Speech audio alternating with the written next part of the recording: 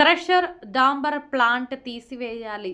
కలెక్టర్కు ఫిర్యాదు. హన్మకొండ జిల్లా షాయంపేట మండలం పత్తిపాక గ్రామ శివారులో ఉన్న క్రషర్ను మరియు డాంబర్ ప్లాంట్ను మూసివేయాలని పత్తిపాక గ్రామ ఉప సర్పంచ్ తుడుం రాజు, వార్డు సభ్యులు నాలికే వీరప్రతాప్, పోతుగంటి ప్రమీల సారయ్య, గజ్జి రాజు, అంకేశ్వరపు సాయి లక్ష్మి, మొగిలి, కుడిమాల మహేందర్, గజ్జి రమేష్, గడ్డమీది హారతి, కరుణాకర్, ఐరబోయిన స్వప్న, రాజు, చిట్టిరెడ్డి పద్మ, జగ్గారెడ్డి, కందగట్ల ప్రవీణ్ కుమార్, తుడుం శ్రవంతిరాజు, గ్రామ నాయకులు పెండెల కిరణ్, పోతుగంటి సాంబరాజులు హన్మకొండ జిల్లా కలెక్టర్కు గ్రీవెన్స్ సెల్లులో ఫిర్యాదు చేశారు. క్రషర్ ప్లాంట్, డాంబర్ ప్లాంట్ వల్ల బాంబుల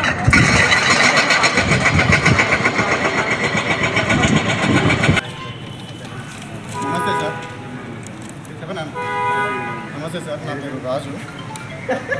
షాంపేట మండలం పత్తిపాక గ్రామ ఉప సర్పంచ్. మా గ్రామంలో గత 2013లో దేవేందర్ రెడ్డి అనే వ్యక్తి 4 మీటర్ల లోపు ఇస్తానని క్రషర్ పర్మిషన్ తీసుకున్నాడు. ఇప్పుడు 13 సంవత్సరాలు అవుతుంది. అది పరిమితికి 4 మీటర్లు పోయి 250 మీటర్లు దాటింది.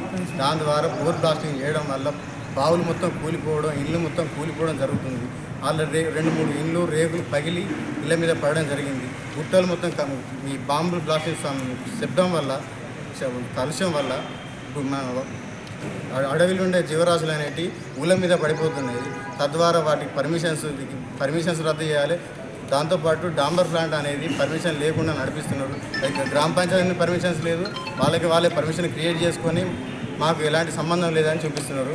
కావున మేము ఎంఆర్ఓ గారికి, ఆర్డీఓ గారికి గత 10 రోజుల నుండి మేము కంప్లైంట్ చేయడం జరిగింది. ఈ రోజు కూడా కలెక్టర్ గారికి ఇస్తే కలెక్టర్ గారు కనీసం స్పందన లేదు, ఇది మాకు సంబంధించిన కాదంటున్నారు.